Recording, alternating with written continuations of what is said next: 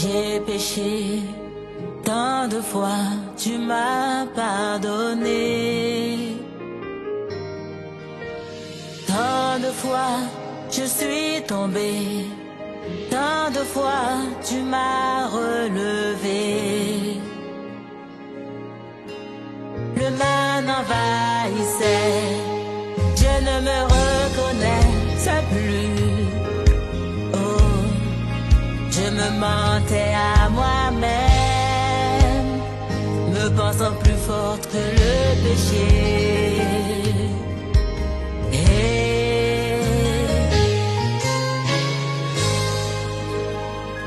Pardon, pardon. Manifestement, ce matin, au nom puissant de Jésus. Amen.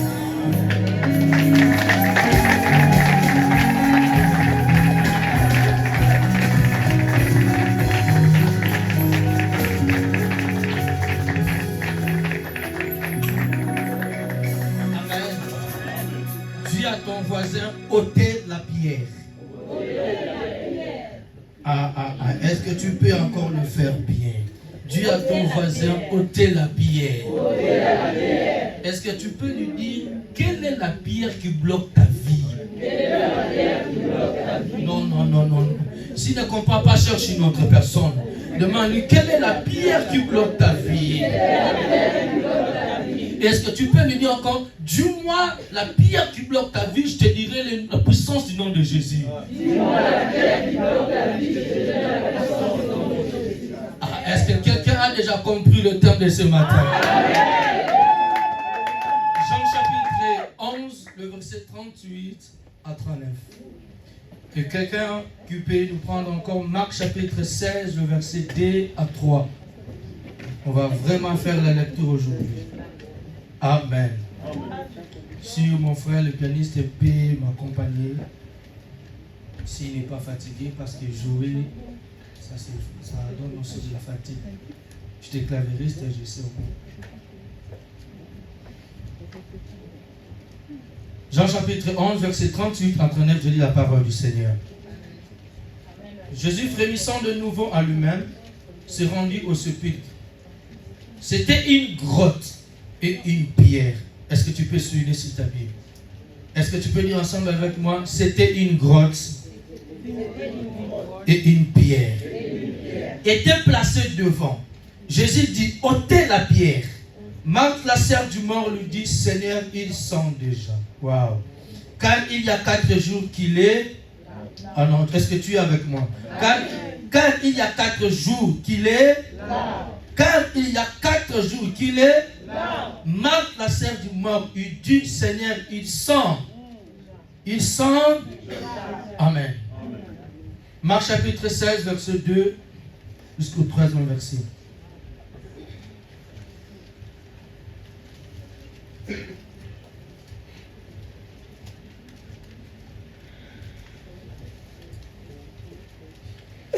Marc chapitre 16, verset 2 ou 3. Le premier jour de la semaine, elles se rendirent au sépulcre. De grand matin, comme le soleil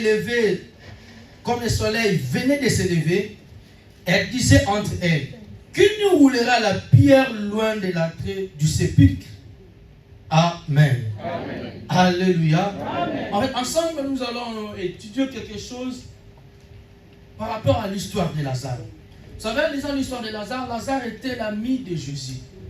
Lazare, il était l'ami de Jésus. Donc Lazare, Jésus fréquentait plus dans la famille de Lazare. Jésus venait chez la sœur de Lazare, Marthe, il venait chez la sœur de Lazare, Marie. Donc Jésus se familiarisait avec la famille de Lazare. Donc Jésus, il prenait du temps après être fatigué, il peut aller aussi chez Marthe prendre de quoi à manger. Donc s'il y avait un problème dans la famille de Lazare, Jésus devait toujours se présenter pour trouver au moins des solutions. Mais une fois, son ami Lazare, j'aime ce que la Bible dit.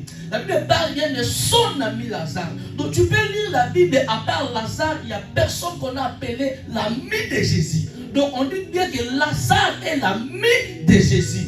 Donc il peut arriver de fois que tu as un problème. Non, pasteur Peter, il vient souvent chez nous. Mais pourquoi mon fils est malade?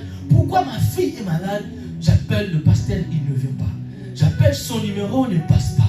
Mais j'ai un problème, je suis éprouvé, personne n'est venu me rendre visite. Mais j'ai des problèmes, personne n'est venu me soulager, personne n'est venu me consoler. J'aimerais dire à quelqu'un ce matin, vous savez, dans la vie, il y a des gens qu'on ne peut jamais aider. Vous savez, dans la vie, il n'y a jamais des gens qu'on ne peut jamais consoler. Si tu crois et que tu sais, il a dit, je veux vers le Père, je ne vous laisse pas des orphelins, je vous enverrai les consolateurs. Je vais te dire, ton père, ta mère ne peut pas vraiment te consoler. Il y a une personne qui peut mieux te consoler plus que ton père. L'argent ne console personne. Le maison, tous les habits ne peuvent consoler un être humain. C'est le Saint-Esprit qui a la capacité de consoler. Vous savez, les chrétiens aujourd'hui disent, oh moi j'étais malade, personne n'est venu me rendre visite. Non, je m'en fous.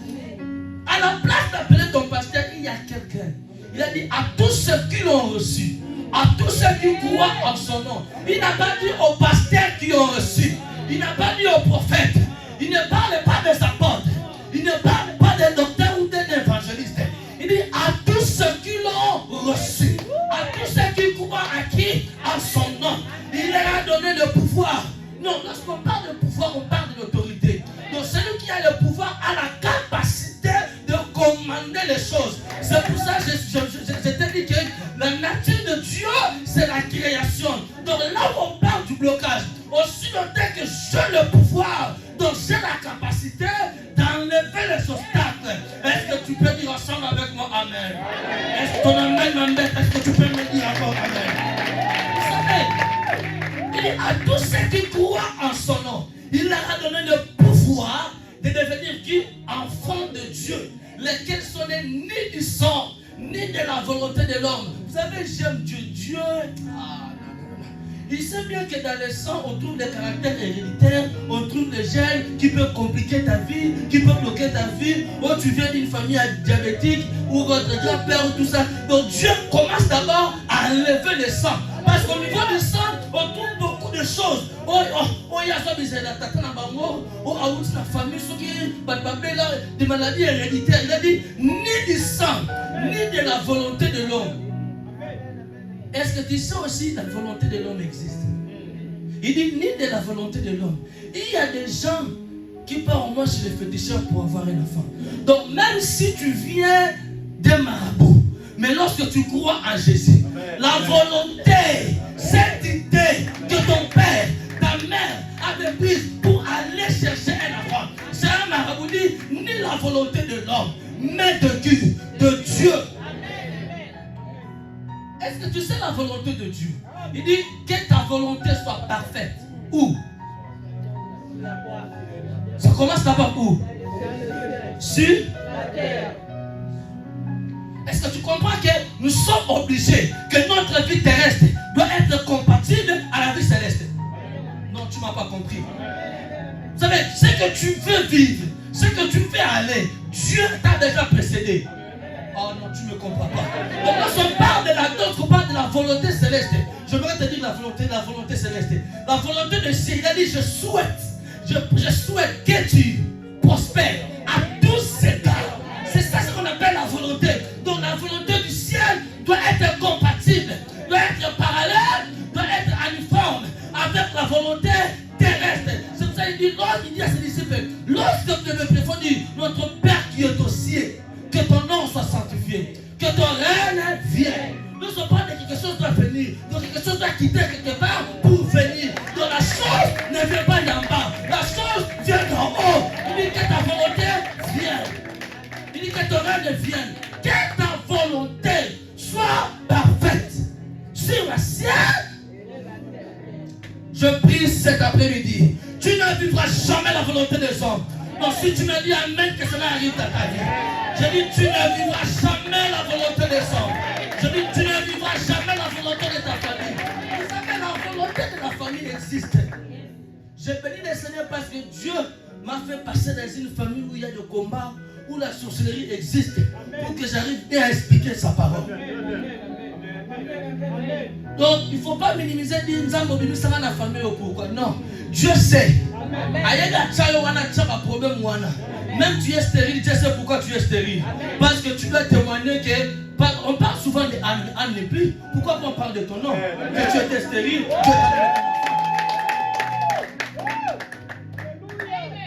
Donc la volonté des hommes existe. Lorsque j'étais ici, il y a des gens qui sont réunis pour tuer mon père. Donc là, c'était la volonté des hommes. Ouf, mon père a fait l'AVC. Il m'appelle, il est à l'hôpital. Il dit seulement tout simplement, Seigneur, mon enfant est pasteur. Seigneur, mon fils est pasteur. Il a dit, vous ne devez pas me traiter, appelez d'abord mon fils. J'ai dit, Seigneur, on t'appelle Jéhovah Rapha. Mais Jéhovah Rapha, on parlera de Jéhovah Rapha. Si on voit un malade, il est guéri. En ce moment, on dirait que tu es Jéhovah Rapha. Mais tu n'es pas un homme pour mentir, ni un fils d'homme pour se repentir. Mais voici ton fils qui est malade. Mais toi, tu es Jéhovah Rapha, guéris-le. Mon père se réveille le matin, en forme. On demande qu'est-ce qui s'est passé. Mon père n'a pas passé au kiné, il est en forme. C'est pas sans direct, je vous dis. Je ne peux pas mentir, je suis haut de la chair. Je suis haut de la chair. Il m'a même écrit que mon fils, dans son anatomie normale. Donc c'était la volonté des hommes.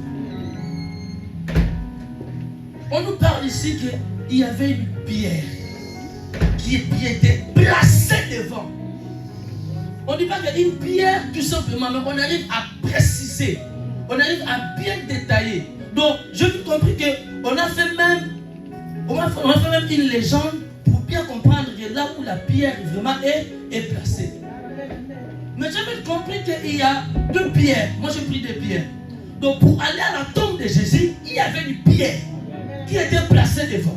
Mais devant la tombe de Lazare, il y a aussi une pierre qui est placée devant. Donc, il y avait deux pierres. Donc, la pierre représente l'obstacle. Donc, la pierre était un obstacle pour la résurrection de Lazare. Quel est l'obstacle de ta destinée? Dans la destinée, il y a des obstacles. Dans la vie de quelqu'un, il y a des obstacles. L'ennemi nous précède. Nous sommes au mois d'octobre. Mais l'ennemi, c'est ce qui va arriver au mois de novembre. C'est pour ça qu'il dit, on ne combat pas ta vie. On combat juste ton étoile. On combat juste ta destinée. Un enfant de Dieu doit connaître, doit lire le temps. Il doit précéder l'ennemi. Nous sommes en 2024. Moi, j'ai déjà planifié le mois de janvier 2025. J'ai planifié le mois de février 2025. Même si l'ennemi vient avec des pièges, j'ai tout planifié. J'ai tout élaboré. J'ai mis des soldats. J'ai placé des gens. Tout ça. Jésus venait de la famille de Lazare. Mais on lui dit que Lazare est malade. Il dit cette maladie, c'est pour la gloire de Dieu. Lazare ne mourra pas. Ah, Seigneur, Lazare, après quelques temps, on nous donne encore un deuxième message. Jésus s'est encore s'éloigné de la vie. Vous savez, aujourd'hui, nous les chrétiens, nous servons un Dieu grand, puissant, mais des fois sa grandeur nous échappe. Les chrétiens aujourd'hui commencent même à réduire la puissance du Dieu. Commencent même à réduire la puissance de Dieu. On prend un peu l'exemple.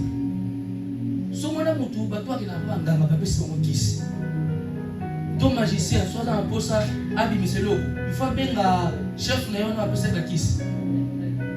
Directement, si vous allez un marabout, un féticheur, si vous voulez faire ces incantations, soit faire déplacer quelque chose ou faire apparaître quelque chose, il ne doit pas appeler la personne qui lui a initié. Il doit juste faire quoi? Il doit juste invoquer directement. Mais nous avons Jésus. Nous avons Dieu. Il a dit votre corps est le temple du Saint-Esprit. Il a dit j'habite en vous. Il est en moi, il est en toi. Il suffit d'appeler, il suffit d'invoquer ce Dieu. Mais Marie et Marthe, ils attendaient Jésus. Et Lazare est mort. Et Jésus dit à ses disciples, on va maintenant aller rendre visite à Lazare. Il répond à ses disciples, Lazare dort. Lazare n'est pas mort. Et les disciples répondent, il a dit, Seigneur, là, on ne peut pas pour te lapider. On a fui là. Et tu veux qu'on retourne encore là? Non. Vous savez, derrière chaque prière, il y a une gloire. La pierre cache la chose la plus précieuse de ta vie. Aussi longtemps la pierre restera là, tu n'arriveras pas à ta destinée. Tu n'arriveras pas à vivre la main de Dieu. Christ nous a appelés à aller. Christ nous a appelés de gloire en gloire. Christ nous a appelés de succès en succès. Je me réénumérer quelques obstacles de ta vie. La pierre, nous le prenons comme obstacle. Vous savez, l'obstacle peut être une personne. L'obstacle peut être ton comportement. L'obstacle peut être ta conduite. La peur, c'est un obstacle aussi. Le doute, c'est un obstacle aussi. La famille, c'est un obstacle aussi. L'entourage, c'est un obstacle. Il y a beaucoup. Vous savez, si on parle d'une personne, c'est un obstacle. Il y a des gens que Dieu doit éliminer pour que ta vie soit éclairée. Si tu n'arrives pas à trouver de l'espace, il y a des gens que Dieu va éloigner pour que tu arrives à trouver de l'espace. Pour que tu sois visible. Vous savez, Dieu a rejeté Saoul pour que la destinée de David soit éclairée. Donc il y a des gens dans la vie que Dieu doit éliminer pour ta gloire. Que Dieu doit éliminer pour ta destinée. Il y a une personne, ton ami peut être un obstacle pour toi. David avait la destinée de devenir roi. Mais aussi longtemps, Dieu n'avait pas encore rejeté Saoul, David ne devait pas être roi. Donc Dieu a rejeté une personne pour élever une autre. Je prie cet après-midi que Dieu arrive à rejeter d'autres personnes pour que ta vie soit visible. Non, tu ne m'as pas dit amen, tu ne m'as pas compris. Je dis que Dieu arrive à rejeter certaines personnes pour que ta destinée soit éclairée. Si tu as dit amen plus que ton voisin, que cela arrive dans ta vie. Que Dieu rejette des gens pour que tu sois honoré. Je dis pour que tu sois honoré. Il y a des gens qu'on doit licencier pour que tu arrives à remplacer. Donc tu n'as pas écouté. Je dis il y a des gens qu'on doit licencier pour que tu récupères la place.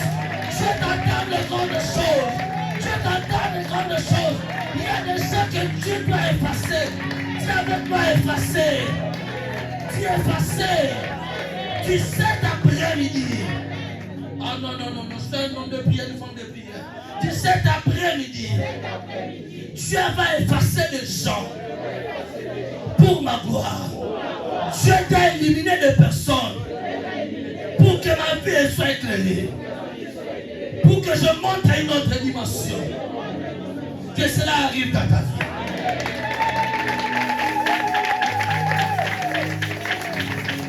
Aussi longtemps, Saul était là, on ne pouvait pas parler de David. Il y a des gens que Dieu doit effacer. On va prier. Il y a des gens que Dieu doit effacer. C'est ta saison. L'air a sonné. Même si tu ne dis pas amen, je marche avec mes amis. Même si tu ne crois pas, moi je crois à ta place. Mais je n'ai pas besoin de ta foi. Moi j'utilise la foi de pasteur Peter. Que tu veuilles ou pas, tu verras la main de Dieu. Que tu veuilles ou pas, tu ne retrouveras pas la même personne. Parce que il a dit à sa parole, ni ne comprenne ma présence, et qu'il retourne. Amen.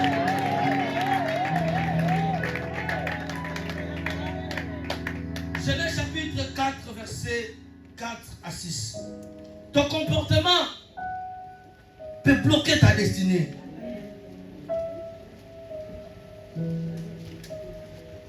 Un enfant, avant d'agir dans toute chose, il doit d'abord écouter la voix de Dieu. Écoute, et Abel de son côté en fit une de première-née de son troupeau et de leur graisse. L'Éternel porta un regard favorable sur Abel et sur son offrande. Mais il ne porta pas un regard favorable sur Caïn et sur son offrande. Caïn fut très irrité et son visage fut abattu. L'Éternel dit à Caïn, pourquoi es-tu irrité? Pourquoi es-tu irrité? Et pourquoi ton visage est-il abattu? Certainement, si tu agis bien, tu relèveras ton visage. Et si tu agis mal, le péché se couche à la porte de ses désirs et se porte vers toi. Vous savez, la colère peut éloigner la gloire de Dieu dans ta vie. La colère peut éloigner la gloire de Dieu dans ta vie. Ton comportement peut être un obstacle. Ton comportement peut être un obstacle. Non, c'est ma ma façon, moi je suis comme ça, moi je ne blague pas. Si tu oses, je vais oublier même que je viens de l'église. On nous a même prêché, moi je ne blague pas. Tu dois donner mon argent c'est mon argent. Ne me parle pas que je suis frère, ne me parle pas que je suis sœur. Ne me parle pas des trucs là de l'église, ne me parle pas ce qu'on nous a prêché. Moi je veux mon argent. Tu dis, ton comportement peut empêcher, peut être un obstacle. Vous savez, beaucoup de gens prient aujourd'hui. Tu peux gêner, tu peux prier. Mais si tu as un comportement bizarre, Dieu ne veut pas te bénir. Ah, tu peux me dire quel enseignement que ça? Vous savez, tu vas voir, mais tu ne vas pas goûter. Je donne un exemple. Moïse a vu les canards, mais il n'a pas pu entrer au canard à cause de son comportement. Mais là, je te dis que ton comportement peut t'empêcher de voir la main de Dieu. Mais pourquoi tu refuses? Tu viens à l'église, quel est ton comportement? Vous savez, Pierre a régné Jésus, m'ont dit, mais tu parles comme lui. Mais nous devons refléter Christ en nous. Aujourd'hui, on parle du monde dans l'église. On parle du monde dans l'église. Où est l'église? Vous savez, Pasteur Peter veut témoigner. Dans leur époque, lorsqu'un pasteur veut épouser une personne, on dit que Dieu qui Dieu est pasteur, la famille doit refuser. Parce qu'il sait que c'est un pauvre, malheureux, tout ça. Mais Dieu a pu honorer les hommes de Dieu. Dieu a pu honorer. Mais aujourd'hui, lorsqu'on parle des hommes de Dieu, où est l'église? Le comportement peut attirer. Le comportement peut attirer la gloire. Ton attitude devant le Seigneur. Quel est ton comportement? Quel est ton comportement? Tout simplement avec ton comportement, tu peux bloquer au moins ta vie. Nathan, tu ne verras jamais Dieu descendre pour te donner un emploi. Tu ne verras jamais Dieu descendre pour t'orienter quelque part. Dieu utilise toujours une personne. Mais si tu as un comportement bizarre, mais si tu te comportes mal, qui va t'approcher? Qui peut t'orienter? Vous savez, certaines choses, on ne peut pas parler seulement des sorciers, des démons. Même les démons disent, toi vraiment, si on arrive à te combattre, toi c'est la vie. Il ne faut pas chercher des problèmes. Il dit, on n'arrive même pas à jeter un coup d'œil sur toi parce que tu es nul. Mais tu parles que nous sommes en train de bloquer ta vie. Si vraiment on s'est réunis pour bloquer ta vie, toi tu vas résister. Mais c'est un problème de comportement. Un problème de comportement.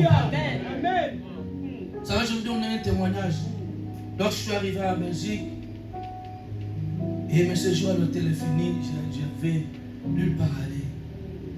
Je suis passé la nuit dehors, et après une maman m'a appelé.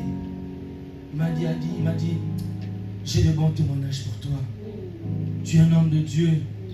Regarde ce que ton père a fait pour l'église. Regarde comment ta maman se comporte. Regarde au moins ton oncle et mes frères. Non, c'est vraiment une famille. Viens. Je ne veux pas te laisser dehors. Viens. Il a parlé de ma famille. C'est ma famille qui m'a attiré vers lui. Ce n'est pas lui, c'est Dieu qui a touché son cœur. À travers le comportement. À travers le comportement. Nous devons calmer la colère. Il y a beaucoup de passages. Psaume 37, verset 8. Jacques 1, verset 19 à 20. Tu peux lire à la maison. Nous devons dominer la colère. Proverbe chapitre 16, verset 32. La colère aboutit au maître. Matthieu chapitre 5, verset 21 à 22. Doucement. Psaume 37, verset 8. Je fais une fois au moins de dire beaucoup de choses. Jacques chapitre 1er, verset 19 à 20. Nous devons dominer la colère. Proverbe chapitre 16, verset 32. La colère aboutit au maître. Matthieu chapitre 5, verset 21 à 22. Pour la résurrection de Lazare, c'est la pierre qui était un obstacle. Maintenant pour la délivrance de ta vie, peut-être ton comportement qui est un obstacle. Si ce n'est pas une personne, ça peut être ton comportement qui peut être un obstacle pour bloquer ta vie. Vous savez, les doutes aussi peuvent bloquer ta vie. Parce que Jésus avait dit à Marie, à Marthe, il a dit, je suis le chemin, la vie et la vérité. Mais écoutez ce que Marthe dit, Jean chapitre 11 toujours.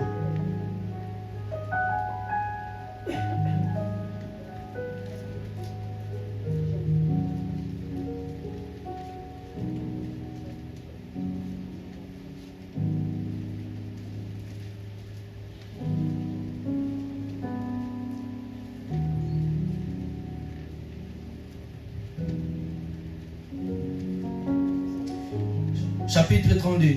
Lorsque Marie fut arrivée là où était Jésus et qu'elle le vit, elle tomba à ses pieds et lui dit, Seigneur, si tu étais ici, mon frère ne serait pas. Oh, est-ce que tu lis ensemble avec moi? Ne serait pas. N'est-ce pas qu'il est en train de douter? Elle est en train de douter. Qu'est-ce que Dieu t'a dit? Le Dieu là. Tu ne te souviens pas, tu étais malade, Dieu t'a guéri. Maintenant avec ces problèmes, est-ce que Dieu est capable de te sauver? David était rassuré devant Goliath en disant, je connais ce Dieu-là. Devant lion, devant ours, je te vainquerai. Et je crois devant cet incirconcis Goliath, je couperai ta tête et je donnerai aux oiseaux du ciel. Il a réalisé les exploits du passé. Regarde ce que Dieu a fait dans ta vie. Mais tu doutes aujourd'hui que Dieu peut te bénir. Tu doutes aujourd'hui que Dieu peut changer ta situation. Donc vous savez, les chrétiens, nous sommes en train de douter, de voir que, mon Dieu. Et Jacob et Isaac ne peuvent jamais douter en Dieu. Si tu me dis la sorcellerie, moi je te dis que la sorcellerie existe. Je l'ai vécu chez nous. Où nous sommes dans une pièce, la porte s'ouvre d'elle-même, la porte ferme d'elle-même, la lumière, tout ça, les choses bougent bizarrement. Si ce Dieu-là n'a pas permis la mort, à l'âge de 5 ans, les gens vont aller acheter une caisse pour moi. Mon père a dit non. Il a soufflé sur ma bouche, je suis revenu en vie. Mais j'aurais peur de quoi? Si devant le poison l'année passée, aux choses intensifs à l'hôpital 5 ans, ce Dieu-là m'a fait sortir. Mais devant les obstacles, devant les sorciers, non, je crois qu'il est le même aujourd'hui. Lorsque je me réveille le matin, je chante des chansons. Je chante souvent. Mobali oyo Yesu, yonde nzambe. Mobali oyo Yesu, yonde nzambe. Nazanga dimanche lende kopesanga yende nzambe. Nazangi na tongo na pokwa kopesanga lingenda emos ebongo na nyoka o yende nzambe. Abikisanga utabo mwana o yende nzambe. Même si je manque le matin, à midi il va me donner. Amen. Même si je manque aujourd'hui, demain il va me donner. Amen. Pourquoi vous doutez? Vous savez, dans 2 Rois chapitre 7, du 1er au 2e verset, le prophète Élie dit, demain matin, il y aura la baisse des prix. Par exemple, je dis, demain matin, on va acheter les semoules à 5 centimes. Donc c'est pratiquement impossible. C'est ce que le prophète disait demain. Donc la famine était tellement dans le pays où les gens commencent à manger la chair des hommes. Il y avait une fille qui se complétait que moi je mange ton fils aujourd'hui, demain on va manger aussi ton fils. Regardez la famine, et le prophète dit que demain matin, vous allez acheter les semoule à 5 centimes. Parce que si on parle de gorge, de tout ça, vous n'allez pas comprendre. On prend un exemple qui est vraiment très clair. 5 centimes. Une sac de semoule, c'est pas impossible. Mais il a dit, écoute, celui qui est derrière la porte dit, si seulement Dieu va faire les fenêtres d'en haut, que ces choses vont arriver. Combien de gens doutent de toi? Sois calme. Il est question de temps. Dis à ton voisin, ne sois pas pressé avec moi. Donne-moi le temps.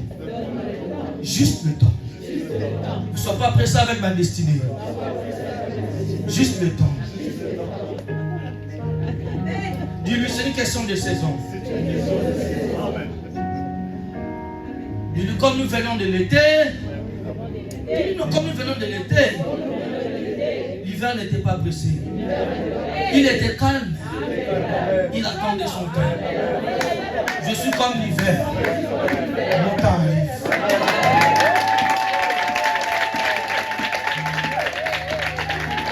Une question de temps. Il a dit, tu le verras de tes propres yeux. Mais lorsque tu dis tu le verras, il va le voir où? Dans la bouche ou le nez? Il a dit comme de tes propres yeux. Vous savez, la Bible s'il fait, ah mon Dieu. Donc Dieu, s'il veut bénir quelqu'un, il va te bénir d'une façon où même tes ennemis manqueront de mort. J'annonce à quelqu'un que ton temps est arrivé. Je ne sais pas si je parlais à qui. Bonheur à sonner. Le temps est arrivé. Le temps est arrivé. J'ai dit à quelqu'un, fini la saison de Dieu m'a parlé, mais plutôt la saison de Dieu a fait.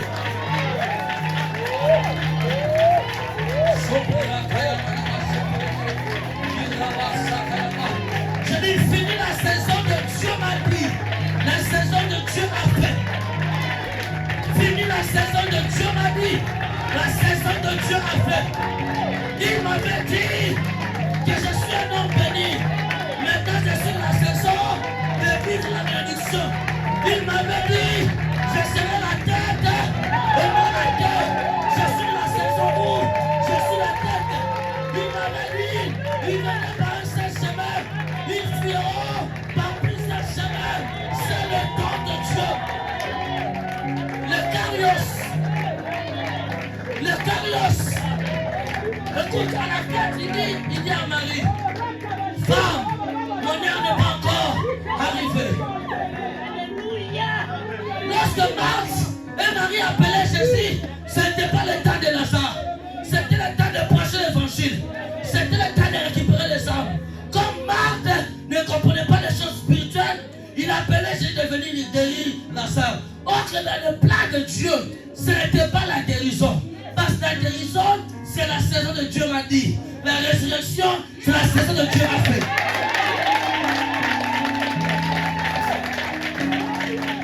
J'annonce dans ta vie. Et que la saison de Dieu a fait commence dans ta vie. Donc si tu me dis amen, que cela arrive dans ta vie. Donc si tu dis amen plus que ton voisin, que cela arrive dans ta vie. Vous savez, la peur aussi. La peur peut être l'obstacle qui peut bloquer ta vie. Il ne faut pas douter, notre Dieu est puissant. Notre Dieu est le tout puissant. La peur peut être un obstacle pour bloquer ta vie.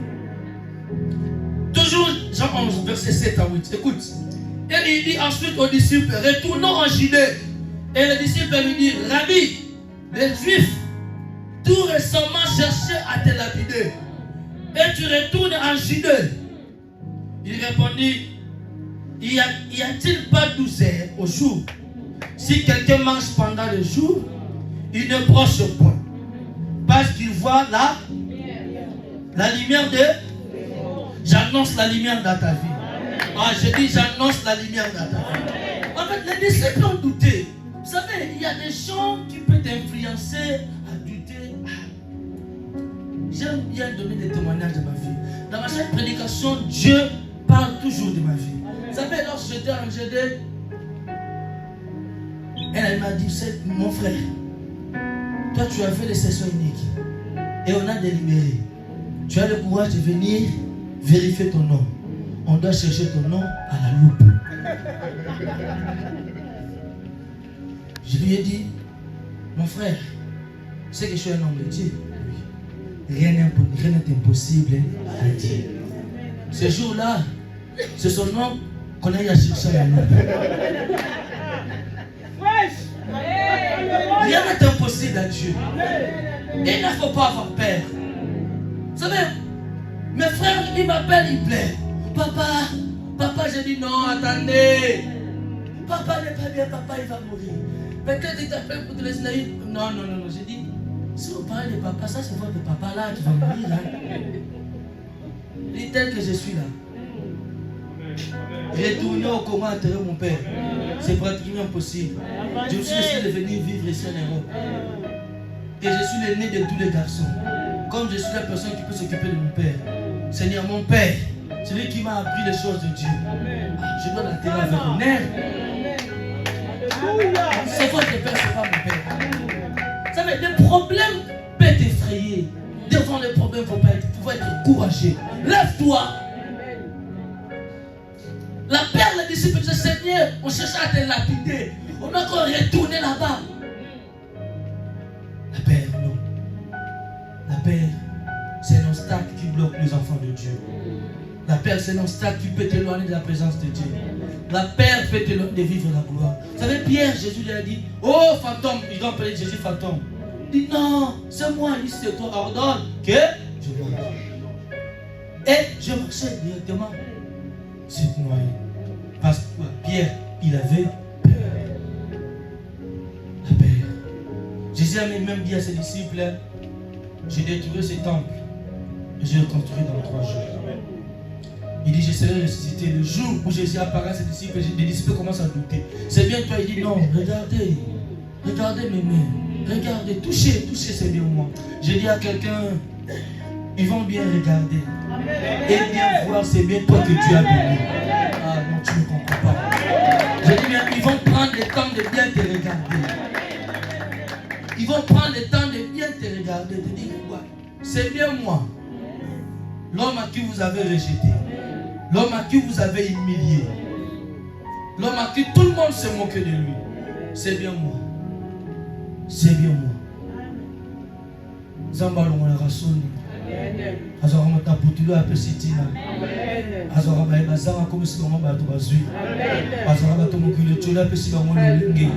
Atala kate kolo na yo atala kate uta wapi. Atala mabe atata no te mama na uta. Atala kata masumu yo sana te. Atala kate ningi ba te osa mala mpona fongoya. Momolo ya ho ya mayo. Zamba kiparato za mayo za mayelite. Zamba kiparato otanga to tanga te. Oye anglais français de lingi tali zango te. Posanga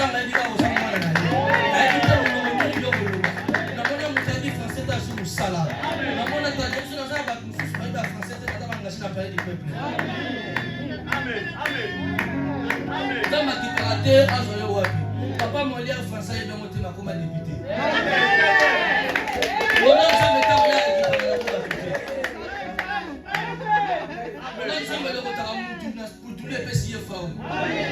Moi petit moi d'abord la Bible on a sur ensemble avec PC en commun. Amen.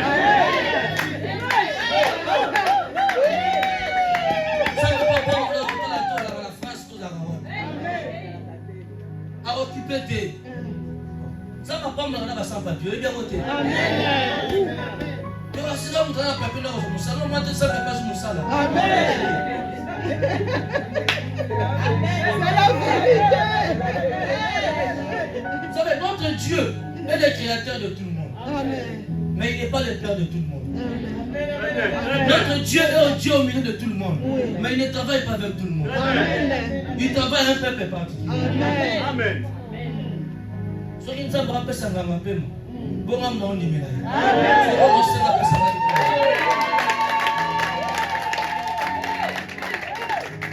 la paix peut bloquer ta vie.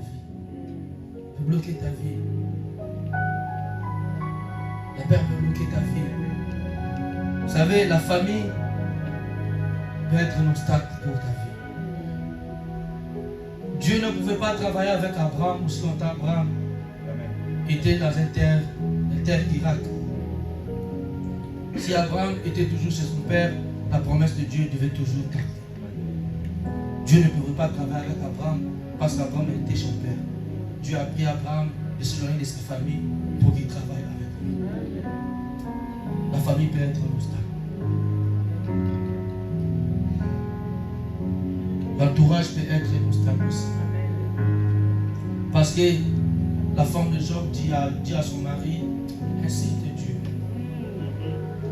Job chapitre 2, verset 9. L'entourage peut être un obstacle. L'entourage peut être un obstacle. Tout le temps, toi tu pars à l'église, mais ta vie ne change pas. Il y a des gens qui disent comme ça. Tout le temps, toi qui cherches Dieu, mais rien ne change dans ta vie. Est-ce que tu ne peux pas laisser la prière? Tu ne peux pas abandonner cette vie de prière-là? Est-ce que tu ne peux pas abandonner? Yomo yenge beni, yaba yenge beni nyoso. Yomo bulami, yaba bulami nyoso. Na pesa yoni, yoneko lolanga. Na pesa yoni, yoneko lolanga. Yoloba kisolo. Soki na pusani pene na yo, yoko pusana pene na ngai kolo. Natena molili na kufa, aina bangelo kote. Kote yo Yesu, oza nangelungo. Salanga, oeli yokolo. Esalanga, lolenge bo inanga. Salanga, oeli. Levons nos pieds.